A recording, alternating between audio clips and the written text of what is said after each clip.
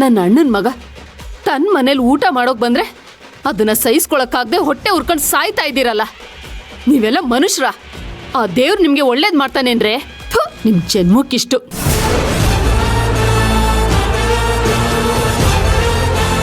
ಶಿವರಾಜು, ಇವ್ರ ಪರವಾಗಿ ನಾನು ನಿನ್ನ ಹತ್ರ ಕ್ಷಮೆ ಕೇಳ್ತೀನಿ. ಬಾರಪ್ಪ. ಏನ್ ಮಾತಾಡ್ತಿದ್ದೀರಾ ನೀವು? ದಯವಿಟ್ಟು ಶಿವರಾಜು, ಒಳಗಡೆ ಬಂದು ಊಟ ಮಾಡ್ಕೊಂಡು ಹೋಗಪ್ಪ. ಬೇಡತ್ತೆ, ನಾನು ಮನೆಗೆ ಹೋಗ್ತೀನಿ.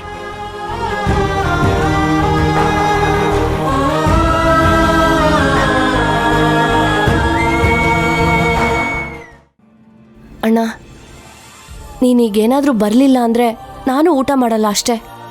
ನಂಗೇನು ಬೇಡ ಪುಟಿ. ಬಾ ಅಣ್ಣ. ಪುಟಿ ಬಾ ಅಂದೆ.